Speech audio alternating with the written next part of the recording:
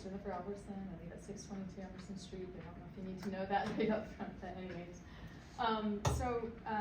The news that came out this past week regarding the board members is obviously disappointing. Even if we are to give you the benefit of the doubt, that you didn't intend to supply false information and that you could, which could have easily happened and overlooked a minute detail of the law, we are still left to wonder what other significant details you are overlooking as you carry out the requirements of your offices. We all have blind spots. Sorry. We all have blind spots, and usually the best people to see them for us are our critics. I remember feeling a swell of deep respect for the late Justice Scalia when I heard about his habit of searching out people who disagreed with him to have long conversations with. He even went out of his way to hire a clerk who thought differently from him to help him wrestle through the opposing sides.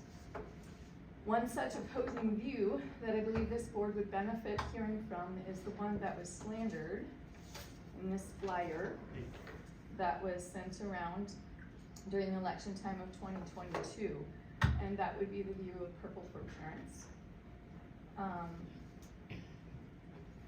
One of the main concerns of Purple for Parents is regarding our public education facilities is mostly centered around the sexual content of curriculum and books that are found in the public schools. This content has been allowed via what is called an obscenity exemption clause, which is difficult to say, and which I had never heard of before I became acquainted with Purple for Parents, and I'm wondering how many of you have, and anybody in the state. I think it's very unknown that that is around. It has allowed schools to have in their libraries and to present to students materials which would result in a level 6 felony if I or you presented these materials to a student outside of the school property. These obscenity exemption clauses would result of the work and influence of Alfred Kinsey and the legacy of his institute. And I have here what is called Table 34 from the Kinsey studies to give you a taste of what kind of work Kinsey was involved in. I have enough for each of the board members and anybody else if you're interested in having a look at it. If you look at it, you'll realize why I'm not going to be reading from it.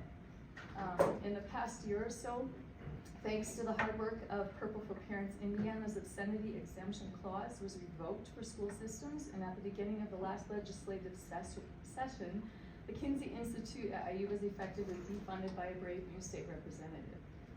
I would like to go point by point through this flyer to give some rebuttals to the statements you made here about Purple for Parents, but time does not allow, as the dinger just went off. So I hope that you will take up the Scalia level of hearing and reasoning for the sake of the children under your care and our community at large. Thank you.